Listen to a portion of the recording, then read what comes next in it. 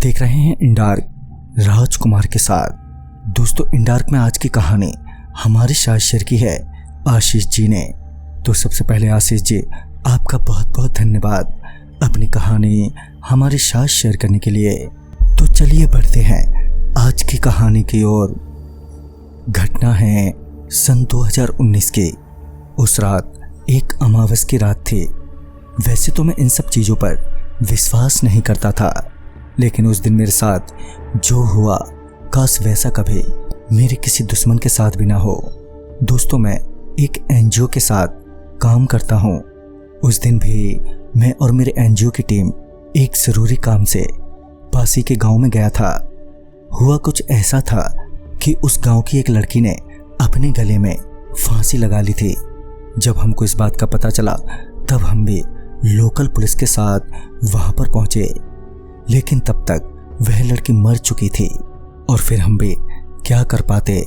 बेचारी की लाश को पुलिस वालों के साथ मिलकर अस्पताल में छोड़ के हम सभी लोग अपने अपने घर के लिए निकल गए।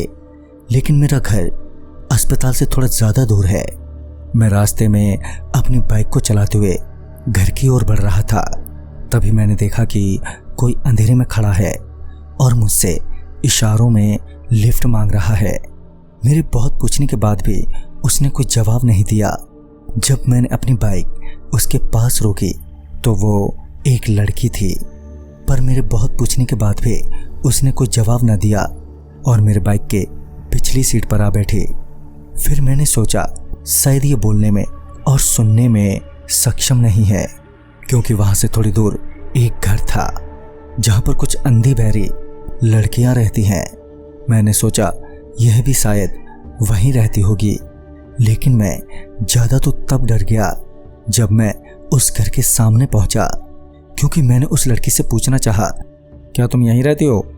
उस लड़की से यह सवाल करने के लिए जब मैं पीछे मुड़ा तो वो लड़की मेरी बाइक की पिछली सीट पर बिल्कुल भी नहीं थी।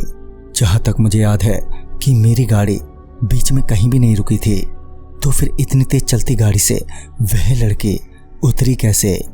मैंने दोबारा वहीं से अपनी गाड़ी मोड़ ली और वापस वहीं तक गया जहाँ से मैंने उस लड़की को लिफ्ट दी थी, क्योंकि मैंने सोचा कि शायद रास्ते पर वो लड़की कहीं पर गिर गई होगी।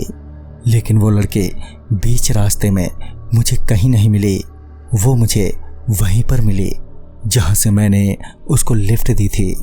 मैं ये देखकर हैरान हो गया कि इस लड़की को मैंने 25 से 30 मिनट पहले यहीं से लिफ्ट किया था और मैं उस लड़की को लेकर करीब 3 किलोमीटर तक जा भी चुका था। लेकिन इतनी दूर से इतनी जल्दी वो वापस कैसे आ गई? मैं वहाँ से डरा सहमा अपनी बाइक को तेज तेज चलाने लगा और सीधा अपने घर जाकर ही रुका।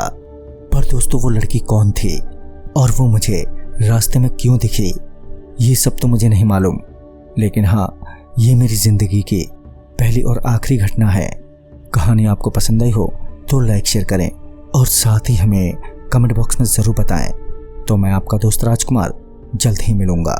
तब तक के लिए बाय एंड टेक केयर।